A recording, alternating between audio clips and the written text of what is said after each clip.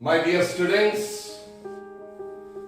जैसा कि आप जानते हैं, मैं अपनी ग्रामर सीरीज वीडियोस आपको एक सुंदर इंग्लिश लैंग्वेज सिखाने के लिए बनाकर भेज रहा हूं।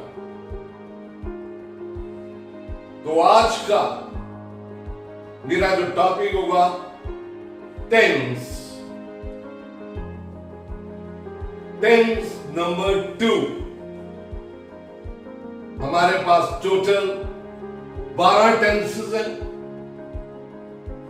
मैं प्रेजेंट इंडेफिनिट की वीडियो आप तक पहुंचा चुका हूं।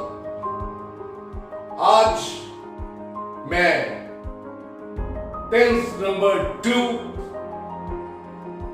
that is present continuous, इस वीडियो तक आपको पहुंचा रहा हूं। आप इसकी डेफिनेशन ध्यान से सुनिए, ईयरफोन लगाकर एक कॉपी में नोट कीजिए। इस तरीके से आपको आइडिया हो जाएगा कि टेंस का सेंटेंस कंपोजिशन सही वर्ब का प्रयोग करके एक करेक्ट सेंटेंस फॉर्मेशन बनाई जा सकती है। तो चलो माय डियर स्टूडेंट्स, मैं आज का टेंस शुरू करता हूं। Tense number 2, present continuous. मैं आपको इसका यूज सिखाता हूं। Present continuous tense is used to express an action that is going on at the time of speaking. अर्थात प्रेजेंट कॉन्टिन्यूअस टेंस इस बात को दर्शाता है कि जब हम किसी कार्य की बात कर रहे हैं और वो कार्य उस समय चल भी रहा है।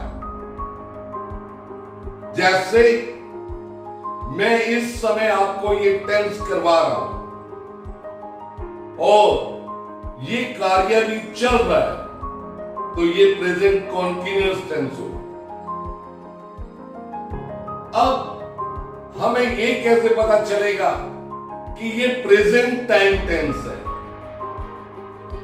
तो उसके लिए हमारे पास 3 ऑक्सिलरीज और हेल्पिंग वर्ब्स को दिया गया है, और वो 3 ऑक्सिलरी वर्ब्स और helping verbs is, am, are, ये तीनों प्रेजेंट टाइम की वर्ब्स हैं। और अब हमें ये कैसे पता चलेगा ये कॉन्टिन्यूअस टेंस है? उसके लिए हम fourth form of the principal verb, यानी कि मुख्य क्रिया की चौथी फॉर्म का प्रयोग करते हैं। अब ये चौथी फॉर्म कैसे बनती है? फर्स्ट फॉर्म यानी कि प्रेजेंट फॉर्म के साथ जब हम आईएनजी को प्लस कर देते हैं तो वो फोर्थ फॉर्म बन जाती है। For example, go, going, come, coming, write, writing, play, playing, find, finding। तो इस तरीके से आप fourth form of the verb continuous tense में यूज करेंगे, और present is, am, are show करेगा। इस हेल्पिंग वर्ब का प्रयोग जो सब्जेक्ट होगा वो सिंगुलर नाउन या सिंगुलर प्रोनाउन होगा। एम का जो सब्जेक्ट होगा वो आई होगा, आई, और आर का जो सब्जेक्ट होगा वो प्लूरल नाउन और प्लूरल प्रोनाउन होगा।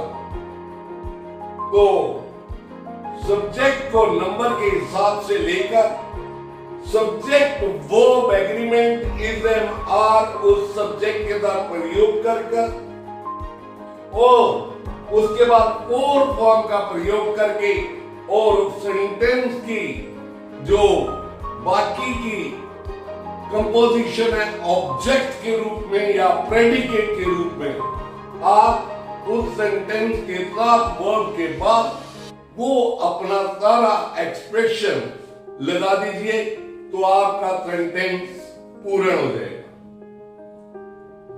जैसे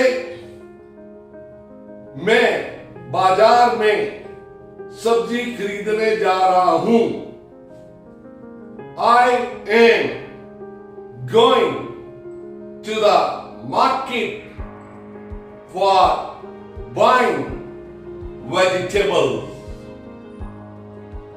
बाहर बहुत तेज बारिश हो रही है। It is raining outside heavily. इस प्रकार से ये मैंने दो वाक्य आपको बताए, लेकिन एक बात हमें क्या याद रखनी है जो मैं हर वीडियो में भेज रहा हूं, वाक्य आपने चार तरह के सीखने हैं हर टेंस के। Affirmative sentences, negative sentences, interrogative sentences and interrogative negative sentences. मैं इन चारों का एक एक एग्जाम्पल दे रहा हूं। I am teaching English grammar. Affirmative. You are not doing your work promptly. Negative sentence. Are they playing cricket? Sign of interrogation. Interrogative sentence. Are you not obeying the order of your boss? Sign of interrogation. Interrogative negative. क्योंकि इसमें वो बाहर आई है तो interrogative और subject के बाद not का प्रयोग किया गया इस सेंटेंस में तो नेगेटिव भी हो गया। तो that is why this sentence is interrogative negative form. So this is what your present continuous tense number 2। Please study, take the help of any easy grammar book. कोई भी आसान सा ग्रामर का बुक खरीद लीजिए और उसमें ट्रांसलेशन कीजिए और प्रैक्टिस कीजिएगा। आपका ये टेंस भी आपके माइंड में क्लियर हो जाएगा और आपको जिस समय इस टेंस का प्रयोग सिचुएशन के अनुसार करना पड़ेगा आप बहुत ही आसानी से कर लेंगे। तो this is my tense number 2। Please watch the video. I am HK Batra. Please subscribe my channel and press the bell icon so that my all the videos can reach you promptly and fastly. Thank you very much.